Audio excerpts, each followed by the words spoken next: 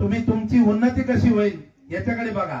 त्याच्यानंतर आता या आंबी गावचं विलक्षण लागणार आहे, त्याच्यामध्ये माझेच काही बांधव येतील, मतदान करा। 200 500 300 100 चपटीवर तुम्ही मतदान करू नका। आपल्याला आम्ही सोनगाव मध्ये प्रयोग केला, 2 आदिवासी पाडे, त्या पाड्यामध्ये 400 मताचं 450 मतदान होतं।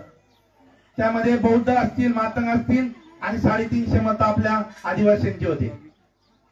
तर तिथं 20 वर्षापासून त्या ग्रामपंचायतीमध्ये विकेंडचे दोन्ही पॅनल, परंतु सत्ता एकाच्या ताब्यामध्ये होती। आणि ते लोक घरकुलाचा असेल प्रश्न, इतर समाजाला पेटी धरायचं आदिवासीच्या, तिथं दोनदा मी आदिवासींना तर कुपनावर धान्य देत नव्हते। आम्हाला फोन आला, आम्ही गेलो, अक्षरशः आम्हाला पाहिल्यानंतर तो पाया पडायला लागला। तेव्हापासून तिथं त्या पोरांना कळलं, अरे हे काहीतरी वेगळंच रसायन। तर त्या पोरांनी इलेक्शन मध्ये सायनाथ भाऊला कॉन्टॅक्ट केला, आम्ही गेलो, आमच्या शब्दाप्रमाणे त्या वर आदिवासी पाड्यामध्ये एक वरली वाडी आणि खालची वाडी, ह्या लोकांनी रांगेमध्ये आदल्या दिवशी मटण आणि 500 रुपयाची नोट आली होती, त्यांनी एकालाही खाली उतरू दिलं नाही। जो आमचे प्रश्न सोडील, 2 दिवस आधी बैठक घेतली, जो आमचे घरकुलाचा प्रश्न सोडील, आमच्या गाव पातळीवर जे जे प्रश्न सोडील त्याच्याबरोबर आम्ही राहू। आणि ते 20 वर्षापासून ज्यांनी धुलत ठेवलं होतं त्यांच्या विरोधात ते मतदान झालं।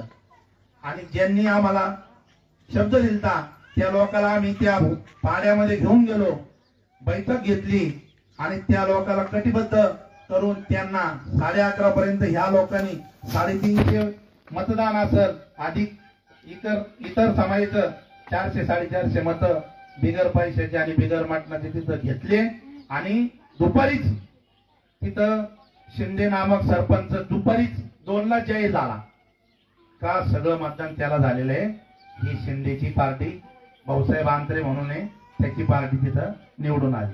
त्याच्यानंतर त्या लोकांनी आम्हाला तिथं बोलवलं, त्यांच्या याच्यामध्ये आम्ही रॅलीमध्ये गेलो, त्यांच्या ज्या विजय मोर्चा विजय यात्रा होती त्यांची त्याच्यामध्ये गेलो। आणि त्याच्यानंतर त्यांनी बरेचसे काम चालू केले, परंतु तिथं संतोष तोळके, सायनाथ बर्डे हा विखेच्या बाल्या किल्ल्यामध्ये येऊन हा 400 मतं एका रात्रीत नुसतं भाषणावर वळवतो, हे सुजय विखेला खटकलं। आणि त्यांना त्या बॉडीला त्रास, म्हणजे समोरच्यांनी सांगितलं की इथं संतोष तोळके तिथं शिवाजी कळले जात नाही, तिथं प्राजक्तांपुढे जात नाही, तिथं संतोष तोळके आणि सायनाथ बर्डे गेला आणि त्या गावाचं परिवर्तन केलं। आणि हे कुठंतरी त्या विखे कुटुंबाला खटकलं आणि त्यांनी त्या बॉडीला तंबी दिली का या दोघांचे काम करायचे नाही, या लोकांचे काम करायचे नाही। वर्ष 1.5 वर्ष त्या लोकांनी सहकार्य केलं। आता त्या लोकांना आम्ही सळोकी पळो केलेलं आहे। आणि आता ते जे सरपंच जे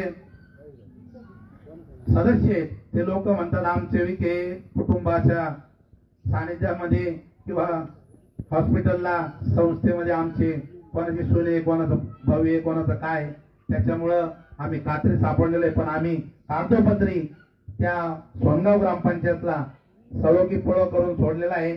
आणि आता या वर्षी आम्ही तिथं म्हणजे तिथं नांदी ही चालू झाली का एक संघटित झाल्यामुळं, तुम्हाला एक का सांगतो दुसऱ्या गावचं, का तुम्ही संघटित व्हा, आपोआप तुमच्याकडे लोक येतील, आपोआप तुमचे घराचे प्रश्न असतील किंवा आम्ही आमच्या माध्यमातून तुमचा घरकुलाचा प्रश्न असेल, इतर जे मशानभूमीचा प्रश्न असेल, गावातील पाण्याचा प्रश्न असेल, लाईटचा प्रश्न असेल, जे जीवनावश्यक वस्तूंचे प्रश्न आहेत, ह्या गोष्टी वंचित बहुजन आघाडीच्या माध्यमातून सुटतील। आणि आम्ही तालुक्यामध्ये सर्व गावामध्ये आदिवासी पाडे असतील, बौद्ध असतील, आम्ही सर्व जाती धर्माच्या लोकांमध्ये काम करतो। मला मराठा समाजाचे जे जे प्रश्न असतील तिथं बोलवल्यानंतर मी स्वतः जातो। इथं कधी कधी 2-2 समाजामध्ये क्लॅशेस होतात, कधी कधी आदिवासींचे बौद्धांचे होतात, कधी कधी बौद्धांचे मराठ्यांचे होतात।